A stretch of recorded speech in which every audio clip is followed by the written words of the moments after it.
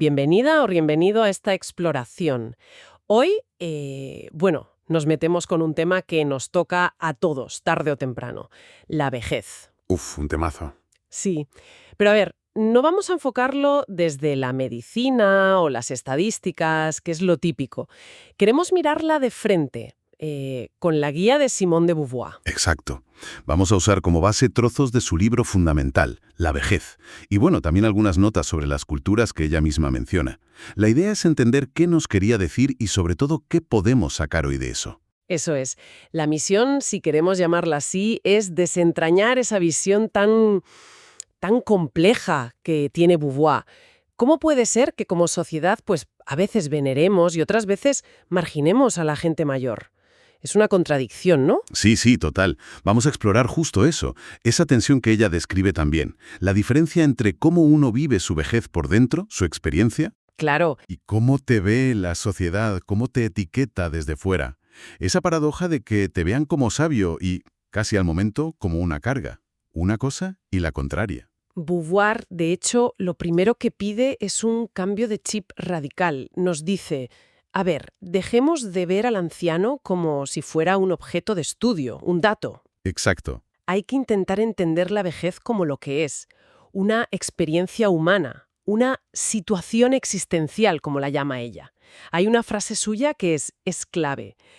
Para los demás, el viejo es el objeto de un saber. Él tiene de su estado una experiencia vivida. Y ese es el punto de partida fundamental. No es solo la edad que pone en el DNI o si estás más o menos sano. Para Beauvoir, la vejez es cómo la consciencia, la persona, tú, vives esa realidad. Claro, Es una vivencia que te cambia la relación con el tiempo, que de repente se siente, pues, más corto, finito, te cambia la relación con el mundo, con tu propia historia. Y, ojo, muy importante, no es una experiencia en el vacío, está totalmente empapada por la cultura donde vives. y aquí es donde Beauvoir, mete el dedo en la llaga y saca algo que es incómodo, pero muy revelador. ¿Sí? Destapa una contradicción brutal que se ve en muchísimas culturas, de formas distintas. A la persona mayor se la venera y se la teme Mm. a la vez. Se la ve como un superhombre por su sabiduría, su conexión espiritual, y como un subhombre, una carga, alguien de quien casi hay que librarse. Esa ambivalencia es, yo creo, la idea central que hay que pillar de su análisis. No es una cosa o la otra. No, Son las dos a la vez. Y esa tensión, pues, lo define casi todo. Y lo ilustra con ejemplos etnográficos que son, bueno, fascinantes. Muestran cómo funciona esto en la práctica. pues vamos a viajar un poco con ella a ver esos ejemplos. Por un lado está la vejez que da poder y sabiduría. Sí, por ejemplo, habla de los Aranda en Australia. Sus ancianos, los yencones, aunque estuvieran físicamente débiles, eran los que tenían el máximo poder mágico, la manga. Se les respetaba mucho, pero también se les temía, ¿eh? Claro, el poder da respeto y miedo. Exacto. O los Andé, en África Central. Creían que la sustancia de la brujería, el mangu, crecía con la edad, así que los ancianos eran los brujos más potentes. Beauvoir incluso dice que se volvían más atrevidos con los maleficios al sentir cerca la muerte. Qué curioso. Y también menciona a los navajo en Norteamérica, ¿no? Los cantores. Sí, los cantores ancianos. Eran figuras sagradas, los que guardaban la memoria de la tribu con unos cantos ceremoniales larguísimos, imprescindibles para la continuidad del grupo.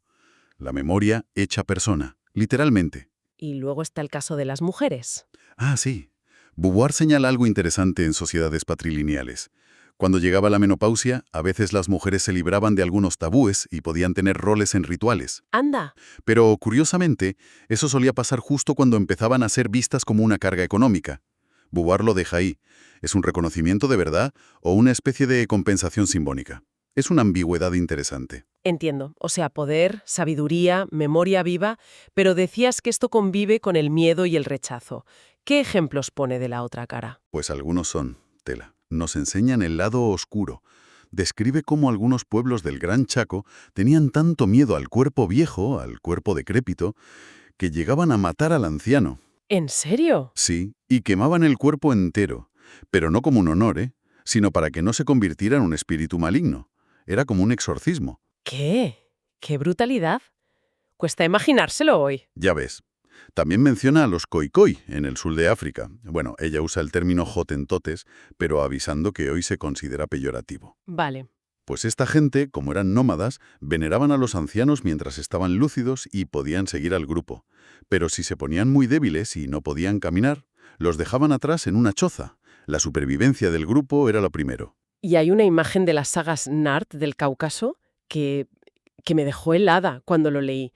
Esa mezcla de ternura y crueldad. Sí, es potentísima. Les cantan nanas, papito, princesa mamá, mientras los preparan para tirarlos por un precipicio. Es casi inconcebible. Es una imagen que te golpea, sí. Ilustra perfectamente esa convivencia de sentimientos opuestos. O los Dinka, en Sudán del Sur, enterraban vivos a sus líderes ancianos importantes. Madre mía. Pero, según Beauvoir, no era por desprecio. Creían que la fuerza vital del líder estaba unida a la de toda la comunidad. Si moría débil, de forma natural, la comunidad entera se debilitaría. Era un sacrificio tremendo por el bien común. Incluso en sitios como Bali, que a veces idealizamos un poco, Beauvoir encuentra lo mismo, ¿no? Sí, la leyenda del abuelo sabio que salva a la aldea. Y a la vez, la idea de que un actor muy viejo puede hacer de la bruja Ranga, que es terrorífica, sin peligro. Como si su propia vejez, su decadencia, lo protegiera del mal. Curioso. Exacto. Y lo que Beauvoir no deja de subrayar es esto. El respeto y el miedo, el poder y el rechazo, lo sagrado y lo impuro, no son fases que se suceden. A menudo conviven, se aplican a la misma persona mayor al mismo tiempo. Claro. Y eso crea una experiencia de vida complicadísima y a veces desgarradora. Su frase es tremenda. El viejo en esas sociedades es un subhombre y un superhombre, a menudo las dos cosas al mismo tiempo. Entendida esa dualidad social, que es impactante, Beauvoir nos lleva a algo más íntimo, pero igual de complejo. Cómo se vive el propio cuerpo y el paso del tiempo cuando envejeces. Porque, a ver, la decadencia física está ahí. Claro, eso es innegable. Canas, arrugas, menos agilidad, te cansas más. Ella no lo niega, pero dice que no lo vivimos como un dato objetivo neutro. Muchas veces se siente como si el cuerpo te traicionara. Y la cultura, otra vez, le da significado a eso. Ese cuerpo que cambia puede ser fuente de poder mágico, como en los Aranda o los Zandé, o puede ser visto como algo impuro, peligroso, como en el Gran Chaco. Ya. Pero no es solo el cuerpo. La relación con el tiempo también cambia radicalmente.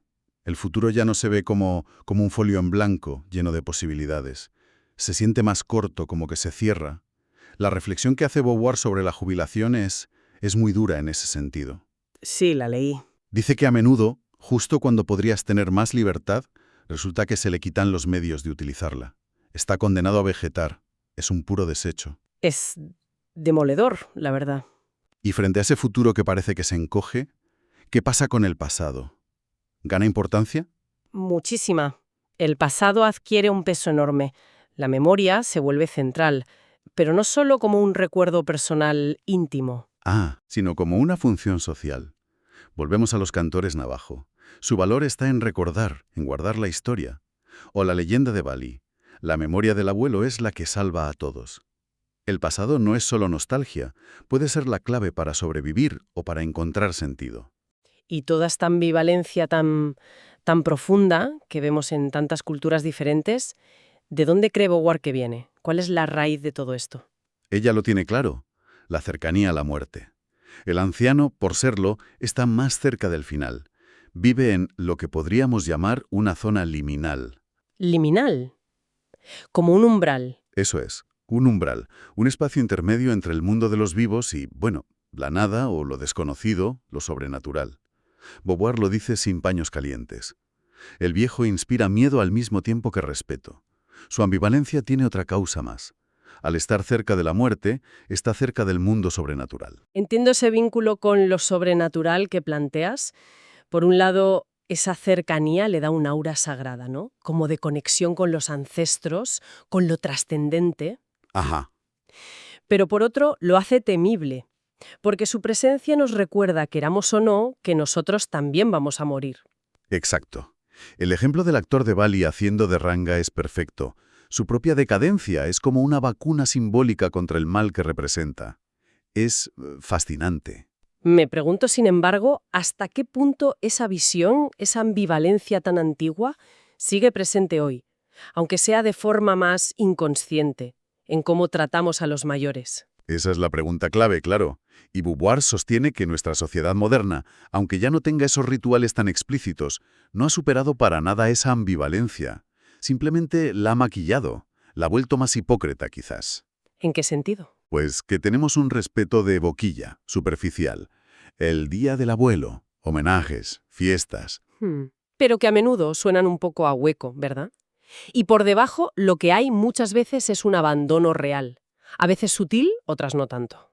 Beauvoir usa un verbo muy gráfico, arrumbar. Sí, lo recuerdo. Se arrumba a los jubilados, se les saca del circuito productivo, del social, se les miente un poco con eso del ocio, que para muchos acaba siendo soledad y sentirse inútiles. Ella es muy crítica con eso, ¿sí? Dice que la contradicción fundamental hoy es entre la identidad interior, porque la persona mayor se siente la misma persona que ha sido siempre, Claro. y la mirada social, que la define y la devalúa constantemente. Eres viejo, ya no cuentas. Y ahí está el drama existencial de la vejez en nuestra época. Entonces, frente a esta realidad tan cruda que describe, ¿qué propone Beauvoir? Porque no parece que haya una solución fácil. No, desde luego, no da recetas mágicas ni niega las dificultades reales de envejecer, eso está claro, pero sí lanza un desafío muy potente. Lo primero es una llamada a la honestidad radical. ¿A ser sinceros? Sí, con nosotros mismos y con la realidad de la vejez. Hay una cita suya que suena casi como una orden. No sabemos quiénes somos si ignoramos lo que seremos. Reconozcámonos en ese viejo, en esa vieja.